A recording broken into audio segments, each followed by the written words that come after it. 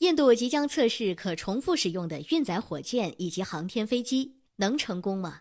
稀奇的是，印网友也不相信，就不能学学中国？敬请关注。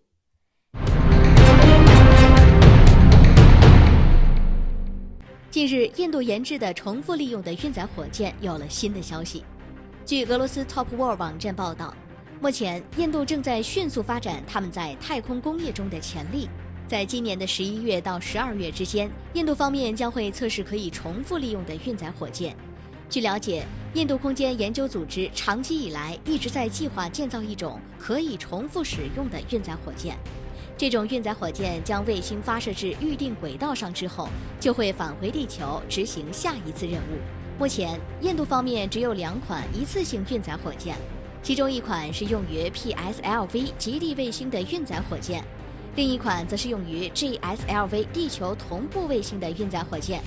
除此之外，印度方面还准备发布一款小型 SSLV 运载火箭，这款运载火箭也是一次性的。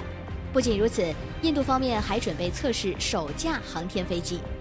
据了解，印度的 RLV 航天飞机将会由直升机提起，并从4公里的高度上进行发射。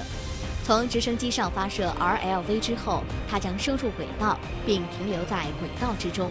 任务执行完毕后，它将重新接近跑道，并像普通飞机一样降落在跑道之上。然而，印度的这些测试会成功吗？为此，有分析人士称非常难。通过此前的登月计划就能看出，印度太空工业的实力并不高。美国之所以能够研制出可重复使用的运载火箭，是因为美国的太空工业位于世界前列，并且他们在每一次的试验中都会总结经验，两者结合之后，再经过美国科研人员的努力攻关，才能将可重复使用的运载火箭研制出来。反观印度，他们每次失败基本上都是为了面子不肯承认，基本上都不懂得吸取经验，并且他们经常一山望着一山高，因此印度太空工业的水平一直也得不到很大的提高。所以说，印度这次的测试很难成功。不仅如此，除了我国分析人士不看好印度的这次项目之外，印度网友也不相信印度空间研究组织这次的测试。甚至有人说到，就不能学学中国？这是为什么呢？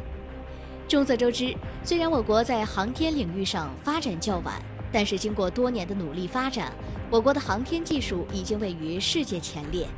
之所以我国能够取得这么大的成就，除了科研人员努力钻研之外，还有一个重要原因，就是我国每一次发射任务都是一步一个脚印地走出来的，并不像印度一样一山望着一山高。所以说，我国在航天领域才能又好又快地发展。